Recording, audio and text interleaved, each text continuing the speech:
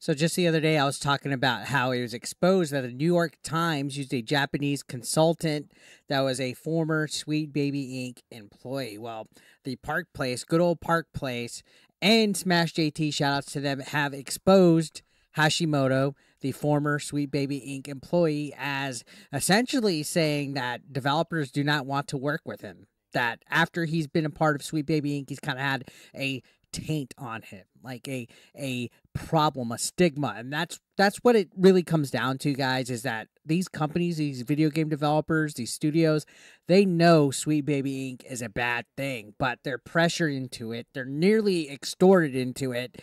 They're blackmailed by Sweet Baby Inc. and other consulting companies. They're literally like, hey, if you don't make your game politically correct, we're going to control the narrative and sling you through the mud and get our Kotaku buddies and IGN buddies to say bad things about you. And they tried to do it to Game Science. It didn't work. They said, fuck you, and they made Black Myth Wukong, and it broke records. It caused a Streisand effect. Well, Hashimoto was exposed in that New York Times article as being a former employee of Sweet Baby Inc. He wrote a ridiculous article in the past about Animal Crossing and Japanese colonialism. He also wrote a fucking weird thing about being gay in Dragon Age 2, or I forget what it was. It's just, this guy's a lunatic. This guy is absolutely absurd, and I'm not surprised that nobody wants to work with him. Now, looking at this article, it says that there was actually a podcast that he revealed a lot of this juicy details in. But just to touch you in the New York Times article, as the Japanese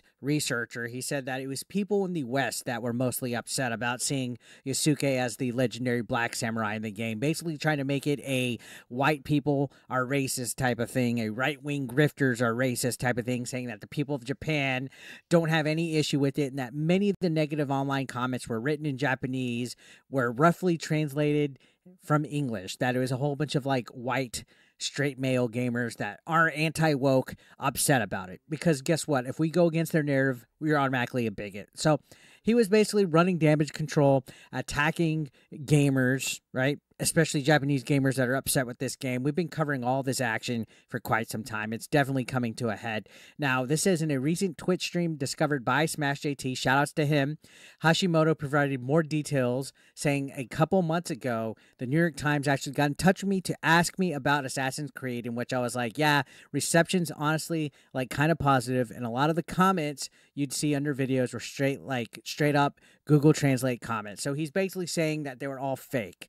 It's almost like the whole thing with the Space Marine 2 situation, where a Kotaku journalist is saying that that wasn't the CEO of the company that made Space Marine 2. They're trying to downplay just how much people hate DEI being injected in game. And basically, he's saying that all these people are full of it. And he goes on to say that he didn't do any consultation work on Assassin's Creed. The stuff that they did with Sweet Baby Inc. will probably never be able to talk about, just because the way that game development works. He says that he has a feeling that he's going to get blamed for changes in decisions made on a game that they worked on that weren't even like stuff that they knew about or were aware about or even a part of. That as a consultant, you kind of give them suggestions, you tell them some advice, and it's up to the director or producer to decide whether to do it. So he's downplaying what Sweet Baby Inc. actually does. We all know they go in, they have a checkbox, they force these changes. They literally said, let's scare these people, and if we don't get what we want, let's go to the marketing team and scare them till we get what we want, right? He tries to say people don't understand how much a power a producer or a director have in a studio, and whether or not they will facilitate those changes. So he's already kind of, I guess, damage controlling any kind of influence that Hashimoto himself might have had on Assassin's Creed Shadows, which, if he was a consultant, guarantee you there was more than just him on there. He's not taking account for other consultants that might have been in the game, especially when you look at Ubisoft as a whole. Some of the employees are in there. You got some of the developers, some of the artists, some of the art directors, some of the community managers themselves. This company's full of woke DEI spreading people, guys. So he continues to say that developers did not want to hire him, given that he was a former Sweet Baby Inc. employee. I don't blame them, but he says there's definitely jobs I had where like people have seen like the fact that I worked for Sweet Baby, and it's been a year since I worked with them, and it's just like a contractual basis when I was so just like periodically for like a couple of years. People literally be like, "Hey, are we going to get harassed for hiring you?" And I think that really sucks.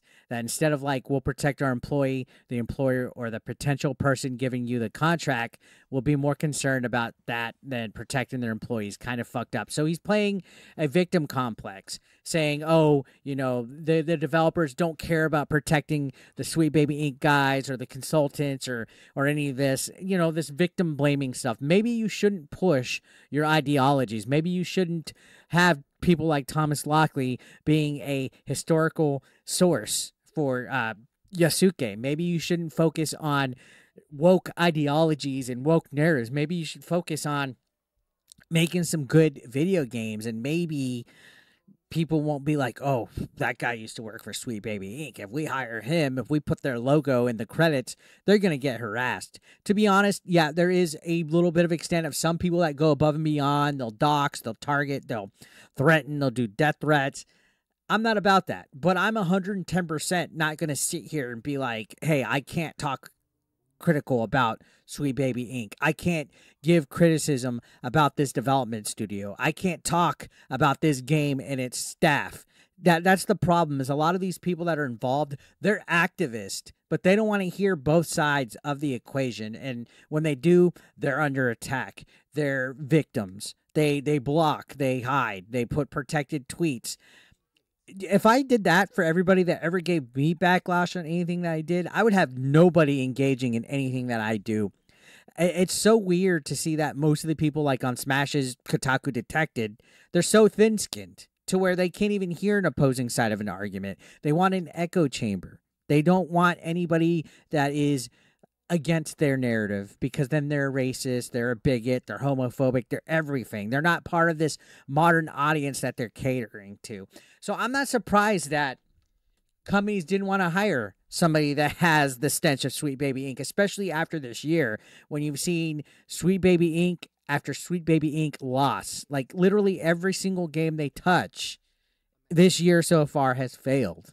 And any game that has DEI injected in it, whether it's Dustborn, Concord, Suicide Squad, you name it, I'm shuddering to think what Wolverine's going to have. Sure, Spider-Man 2 did good and it had Sweet Baby Inc. in it, but that's Spider-Man.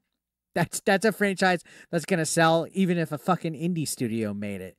But Sweet Baby Inc. carries a lot of negative connotation to it.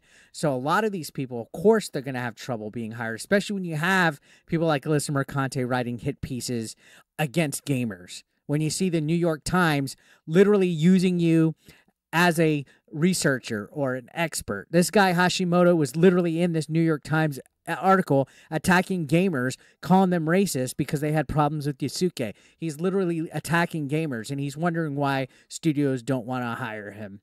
It's not rocket science, guys. I don't know why these guys act so fucking surprised when the backlash gets back at them. It's almost like they are self-aware to like a zero. They have no self-awareness. They're like, oh, why am I being targeted? Why am I? Because a lot of them run their mouths about you. You look at old tweets, you see old articles, you see old fucking. It's basically propaganda. You see bullshit that they've written, and it's all like anti-gamer.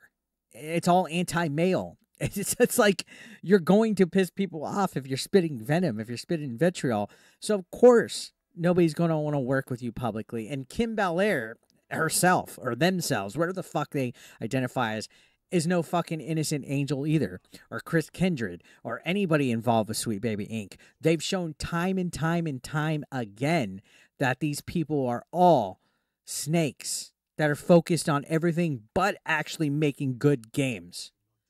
Actually making games that are entertaining, fun to enjoy, fun experiences. No, they want to control narratives. They want to control everything that we consume. They want to inject their ideologies and force them upon us into an echo chamber. And if we go against it, we're bigots. We're racist, like I said. We're a problem. They literally say stuff like gamers have to be eliminated from the gaming industry. They have to be terminated. Grum should know peace in his life ever. Like, we have all these psychos that contact wives. They dox, they threaten. These people are unsafe, guys. They are fucking out there. They're whack. And that's why I do what I do. It's not a grift, all right? This is literally me having a passion for something that I want to be good for everybody as a whole. Not, oh, that side is the one that controls it. There should be opposing arguments from every side. Anyways, I'm going to leave it there, guys. What do you guys think about this guy playing the woe is me, nobody wants to hire me whole act? Let me know in the comments. Subscribe if you're brand new. I'll see you on the next one.